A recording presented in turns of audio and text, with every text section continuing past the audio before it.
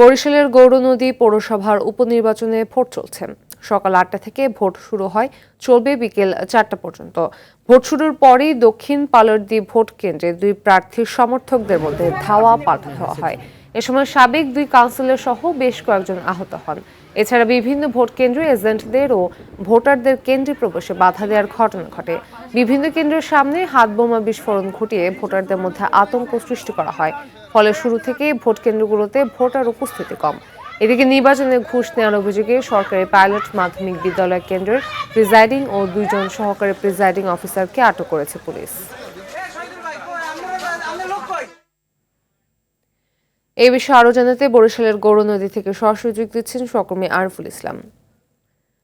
Arif, vote গ্রহণের বিষয়ে বিস্তারিত জানাবেন আমাদের।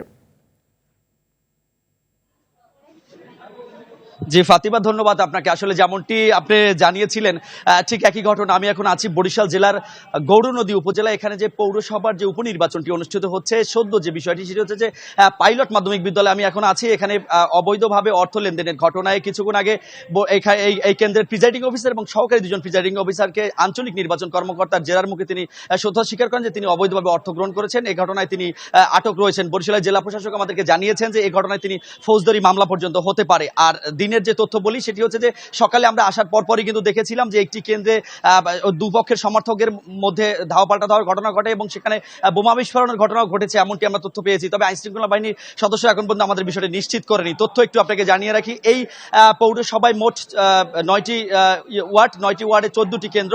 এই কেন্দ্র আইনশৃঙ্খলা রক্ষার্থে ইতিমধ্যেই 9 জন ম্যাজিস্ট্রেট নিয়োগ করা হয়েছে, একজন জুডিশিয়াল ম্যাজিস্ট্রেট নিয়োগ করা হয়েছে। আইনশৃঙ্খলা বাহিনী রয়েছে প্রচুর। তার কারণ আমরা বিগত দিনের যে উদাহরণ দেখেছি তার চেয়ে এবার আইনশৃঙ্খলা বাহিনী আরো শক্ত অবস্থানে রয়েছে। পাশাপাশি একটু তথ্য দিতে চাই, যেহেতু এই প্রতিটি কেন্দ্রে কিন্তু ইভিএম এ ভোট হচ্ছে, সুতরাং এখানে নির্বিচ্ছিন্ন ভোট করার লক্ষ্যে সবাই যেভাবে প্রস্তুত রয়েছে সেভাবে ক্যান্ডিডেট যারা রয়েছেন তারাও পক্ষ বিপক্ষ শক্ত অবস্থানে রয়েছে। শেষ করব তার আগে একটু জানিয়ে রাখি ফাতেমা আপনাকে যে এই একটি মাত্র উপজেলা যেটা গোটা সেন্টারগুলোর প্রতিটি কিন্তু ঝুঁকিপূর্ণ। সুতরাং এখানে নির্বিচ্ছিন্ন ভোট করার লক্ষ্যে ইতিমধ্যেই বরিশালের জেলা প্রশাসক, বরিশালের পুলিশ সুপার থেকে শুরু করে র্যাব অ্যাকশন ব্যাটালিয়ন, র্যাব 8 এর যে পরিচালক তারাও কিন্তু এখানে রয়েছেন প্রিজাইডিং অফিসার, রিটার্নিং কর্মকর্তা এবং আঞ্চলিক নির্বাচন অফিসারও। তো সুতরাং কোনো ধরনের যেন কোনো দ্বন্দ্ব না ঘটে, কোনো ঝামেলা না ঘটে, সাধারণ মানুষ যেন নির্বিঘ্নে ভোট দিতে পারে এর জন্য প্রস্তুত রয়েছে গোটা উপজেলা। ফাতিমা, এই ছিল বরিশাল থেকে আমার কাছে নির্বাচনী সবশেষ তথ্য।